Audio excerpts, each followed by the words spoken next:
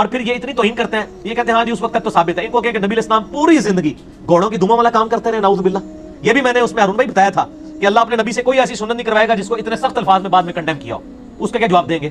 یا نعوذ باللہ نبی علیہ السلام اپنی 63 سال کی مبارک زندگی میں جو ہے وہ پونے 63 سال تک بقول ان کے یعنی بالکل اینڈ پہ چھوڑا تھا, پونے 63 سال تک گھوڑوں کی دموں والا کام کرتے رہے, نعوذ باللہ من ذالک.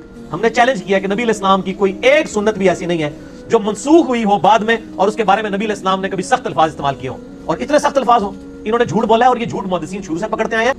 بہرحال اس سے اگلے اعتراض کی طرف جاتے ہیں. اس پر پھر بعض لوگ اعتراض یہ بھی کرتے ہیں کہ کیا اللہ کے نبی صلی اللہ علیہ وسلم نے اپنے ہی عمل کو شریر گوڑوں کے دم کہا ہے؟ یہ ایسا ہو سکتا ہے؟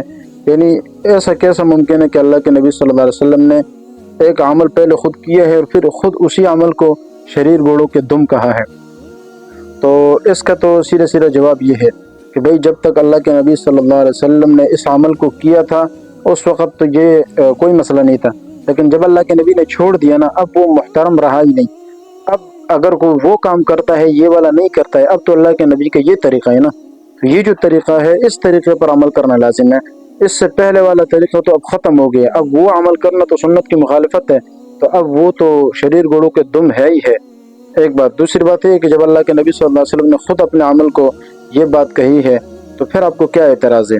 اس طرح تو کافی ساری چیزیں ہیں کہ اللہ کے نبی صلی اللہ علیہ وسلم نے پہلے جو کام خود کیا ہے اس سے روکنے کے لیے, کبھی سختی کے ساتھ روکنے کے لیے اس طرح کے الفاظ کہہ دیتے ہیں.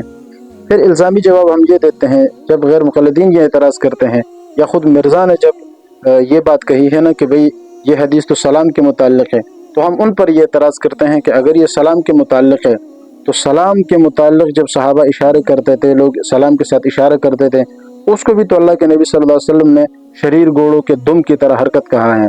تو سوال یہ ہے کہ پھر یہاں پر اپنے اس عمل کو شریر گوڑوں کے دم کے ساتھ تشبیہ کیوں دیے ہیں؟ تو جو جواب آپ یہاں دو گے ہماری طرف سے وہی جواب آپ ادھر ہی سمجھ لیں. يرفع الله الذين آمنوا منكم والذين أوتوا العلم درجات والله بما تعملون خبير.